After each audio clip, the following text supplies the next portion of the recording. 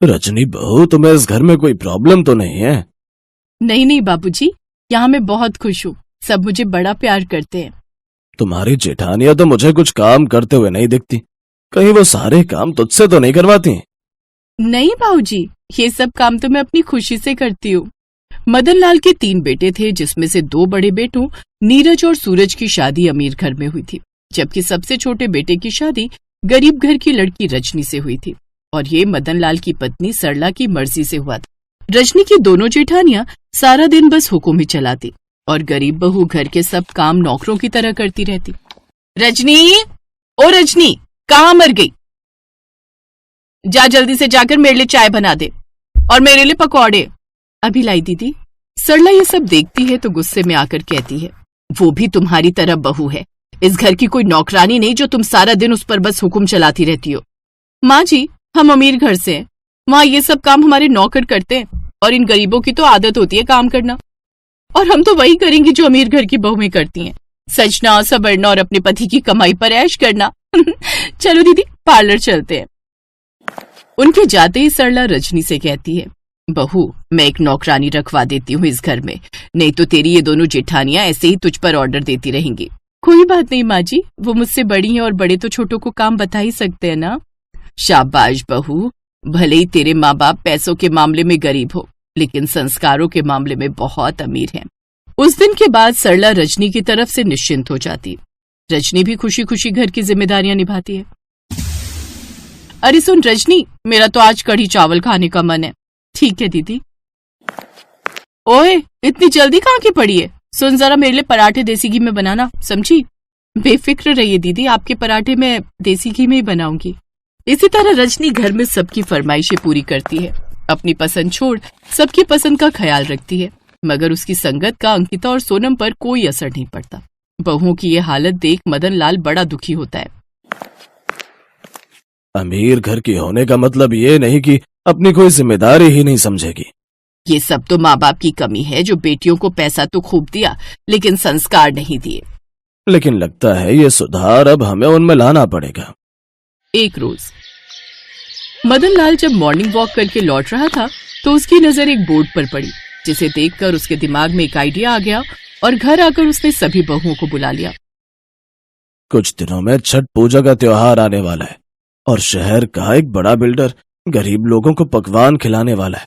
इसके लिए उसने एक प्रतियोगिता रखी है, जिसमें 100 तरह के पकवान बनाने वाले को पूरे 50 लाख का इनाम दिया जाएगा। ये सुनकर तीनों बहुओं के मुंह खुले के खुले रह गए। जिसका बनाया हुआ खाना जजेस को सबसे ज्यादा पसंद आएगा, वो उसे पूरे 50 लाख का इनाम देंगे, लेकिन शर्त यह है कि पूरे 100 पकवान बनाकर तैयार करने हैं। 50 लाख का इनाम सुनकर दोनों बहुएं बहुत खुश हो जाती हैं। उन्हें तो पैसों से प्यार था, वो जल्दी से इस बात के लिए हाँ कर देती हैं। अरे इतने पैसों के लिए मैं 100 या 200 पकवान भी बना लूं। लो, भला जिससे एक वक्त की सब्जी नहीं बनती वो बनाएगी 100 पकवान। क्या कहा तुमने?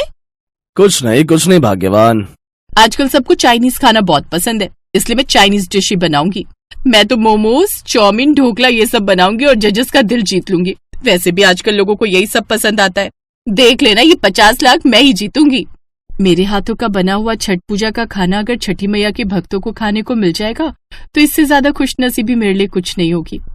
जहाँ गरीब बहू प्यार के सामने पैसे को कुछ नहीं समझती, तो वहीं अमीर बहुओं के लिए पैसा ही सब कुछ होता है। रजनी बाजार जाकर व्रत का सामान लाती है, साथ ही छठी मैया का व्रत रखती है, तो वहीं अमीर बहुएं आराम से घर में बैठकर खाना खाती हैं। कुछ दिन बाद कंपटीशन का दिन आ जाता है। अब वो सभी उसी जगह पहुंच जाती है जहां अंकिता और सोनम सबके लिए विदेशी पकवान यानी चाइनीज खाना बनाने लगती हैं। जहां रजनी 3 घंटे में ही सारे पकवान बनाकर तैयार कर लेती है, तो वहीं दोनों अमीर बहुएं अभी भी चाइनीज खाना बना रही थी। जैसा कि साफ तौर पर जाहिर है कि 100 पकवान बनाकर रजनी ने प्रतियोगिता जीत ली है, लेकिन फिर भी पहले हम इसका भोग छठी मैया को लगाएंगे, जिसके बाद इस खाने को टेस्ट किया जाएगा, जिसके बाद कोई फैसला लिया जाएगा। भोग लगाने के बाद जैसे वो खाना चखते हैं, रजनी का खाना बेहद लाजवाब होता है, क्योंकि वो उसने किसी लालच से नहीं बनाया था, जबकि दोनों अमीर बहुओं का खाना बेहद ही बेस्वाद होता है। गरीब बहू 100 पकवान बनाकर ये कंपटीशन जीत जाती है और पूरे 50 लाख का इनाम जीत जाती है, लेकिन रजनी उससे ज्यादा ये देखकर खुश थी कि उसके हाथ का बना हुआ खाना छठी मैया का व्रत करने वाली सभी औरतों के मुंह में जा रहा है। उसके सभी ससुराल वाले उसके लिए बहुत खुश थे। वहीं अपनी हार देखकर उसकी दोनों जेठानियां शर्मिंदा होकर वहां से चली जाती हैं।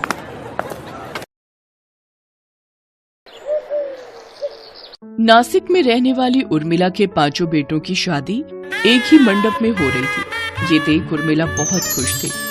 उसकी सबसे बड़ी बहू सुमन, दूसरी बहू नेहा, तीसरी बहू गीता, चौथी बहू अर्चना और 5वीं बहू अलका थी।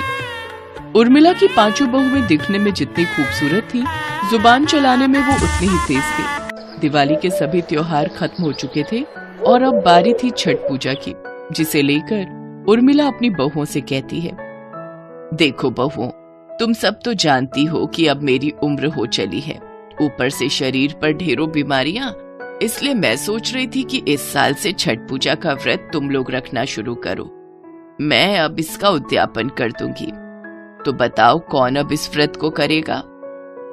ये सुनकर सभी बहुएं एक दूसरे का मुंह देखने लगती हैं। फिर उर्मिला की चौथी बहू उससे कहती है, देखो माँ जी, मुझे इस त्योहार और रीति रिवाज के बारे में कुछ भी नहीं पता, इसलिए ना ही मैं कोई व्रत रखूंगी और ना ही पूजा में आपकी कोई मदद करूंगी। माँ जी, मेरे मायके में भी ये त्योहार नहीं मनाते, इसलिए मुझे भी इसके बारे में कुछ नहीं पता, इसलिए मैं भी ये व्रत नहीं रख सकती।